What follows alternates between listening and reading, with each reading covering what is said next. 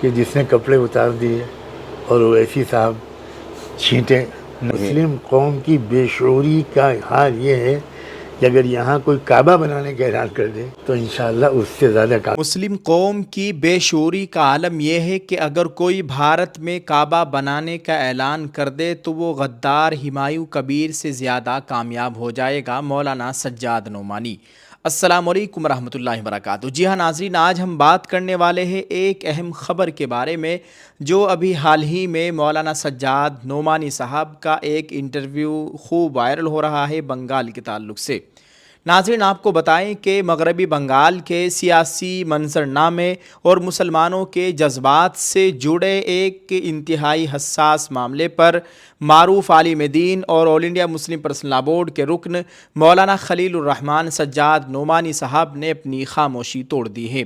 ملت ٹائمز سے ایک خصوصی گفتگو کے دوران مولانا سجاد نعمانی نے بنگال کے ایم ایل اے ہمایوں کبیر کی جانب سے مرشد آباد کے بیلڈانگا میں بابری مسجد کی طرز پر ایک مسجد کی تعمیر کے اعلان اور اس کے پس پردہ حقائق پر کھل کر اظہار خیال کیا ہے.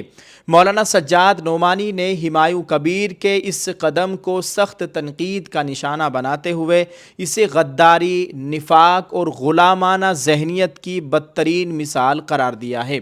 انہوں نے افسوس کا اظہار کرتے ہوئے کہا کہ اس شخص کا نام تو ایک عظیم بادشاہ کے نام پر ہے، لیکن اس کی سوچ کی سطح بادشاہوں کے باورچیوں جیسی بھی نہیں ہے. جب مولانا سجاد نعمانی صاحب سے سوال کیا گیا کہ کیا ہمایوں کبیر کا یہ قدم آزادانہ تھا یا وہ بی جے پی کے اشارے پر ممتا بنرجی کو نقصان پہنچانے کے لیے میدان میں اترے تھے، تو انہوں نے کہا کہ اس کا جواب ایک بچہ بھی دے سکتا ہے کہ یہ نفاق پر مبنی سیاست تھی.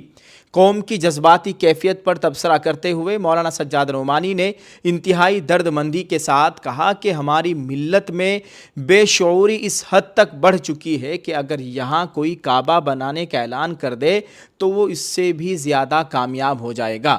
انہوں نے کہا کہ یہ ایک ان پڑھ اور غریب قوم ہے جو صرف بابری مسجد کا نام سن کر جوش میں آ گئی اور یہ بھی نہیں دیکھا کہ اس کے پیچھے کون ہے اور اس کے مقاصد کیا ہیں. مولانا سجاد نعمانی نے اس بات کا اعتراف کرنے میں کوئی جھجک محسوس نہیں کی کہ ملت میں ابھی تک شعور کی بہت کمی ہے اور اسی بے شعوری کی وجہ سے لوگ جذباتی ہو کر اور پیسے بھی دینے لگے تھے.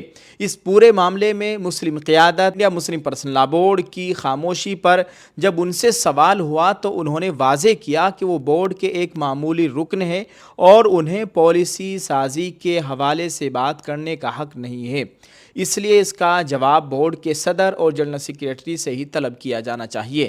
گفتگو کے دوران انہوں نے بیرسٹر اسدالدین اویسی صاحب کا ذکر کرتے ہوئے کہا کہ یہ تو ایک اسٹنگ آپریشن کا بھلا ہو جس نے سارے حقائق سامنے رکھ دیے ہمایوں کبیر کے، اور اسدالدین اویسی صاحب بھی اس معاملے کی چھینٹوں سے بچنے کے لیے دور ہٹ گئے.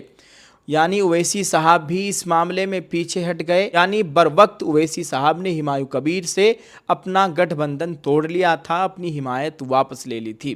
مولانا سجاد نعمانی کے اس انٹرویو نے ملت کے سامنے کئی اہم سوالات کھڑے کر دیے ہیں جن پر غور کرنا وقت کی اہم ترین ضرورت ہے. ناظرین، آپ اس تعلق سے کیا کہنا چاہیں گے؟ ویڈیو کے کمنٹ میں اپنی رائے ضرور پیش کریں. ہمارے سامنے سے یہ انٹرویو گزرا اور مولانا سجاد نعمانی صاحب کی یہ تمام باتیں ہم نے سنی جو آپ تک پہنچائی ہے. اگر آپ مولانا سجاد نعمانی صاحب کا یہ پورا ایک مکمل انٹرویو دیکھنا چاہتے ہیں تو ہم نے اس ویڈیو کے ڈسکرپشن میں اس کا لنک لگا دیا ہے، آپ اس کو وہاں پر جا کر دیکھ سکتے ہیں. اللہ تعالی ہم سب کی حفاظت فرمائے، ہم سب کے حال پر رحم فرمائے، ہمارے ملک میں امن و امان کی صورتحال قائم فرمائے اور اس طرح کے غداروں سے، اس طرح کے منافقوں سے اللہ تعالی پوری امت کی حفاظت فرمائے. آمین. السلام علیکم ورحمۃ اللہ وبرکاتہ. السلام علیکم. صرف ایک منٹ کے لیے رکے دوستو، ہم آپ کے لیے لے کر آئے ہیں ایک بہترین موقع. 1499 روپئے میں ہم عمرے کا آفر دینے والے ہیں. 1499 روپئے میں ایک آپ کو مکمل برقع سیٹ، ایک برقع، اس کے ساتھ ایک روپٹہ، ایک نقاب، ہاتھوں کے دستانے، پیروں کے موزے، آل انڈیا ہوم ڈیلیوری بالکل فری. اور بڑی بات یہ ہے کہ ہمارے اس 1499 روپئے والے برقعے کو جو خریدے گا اس کے نام کی پرچی بنا کر ہم ایک باکس میں ڈال رہے ہیں. انشاءاللہ تعالی آنے والے 10 محرم کو ہم قرآن اندازی کریں گے اور خاص بات یہ رہے گی کہ ہمارا یہ 400 پرچیوں کا ٹارگیٹ ہے. 400 پرچی ہوگی تو ایک قرآن اندازی ہوگی، اگر 800 ہوئی تو 2، اور اگر 1200 ہوئی تو 3۔ 1200 پہ 3، 800 پہ 2 اور 400 پہ ایک پرچی، یعنی ایک بندے کو ہم انشاءاللہ تعالی قرآن اندازی کے ذریعے عمرہ کرائیں گے۔ قرآن اندازی ہوگی، جس کے نام کی بھی پرچی نکلے گی اس کو عمرہ کرایا جائے گا انشاءاللہ تعالی۔ تو دیر کس بات کی، کیا معلوم اگلا نمبر آپ کا ہی ہو۔ یہ ہماری دوسری قرآن اندازی ہے، پہلی قرآن اندازی 27 رمضان کو ہو چکی ہے الحمدللہ۔ تو جلدی سے آرڈر کیجئے، ہمارے اس کاروبار کو سپورٹ کیجئے، آپ کی دعاؤں کی ضرورت ہے۔ شکریہ، السلام علیکم۔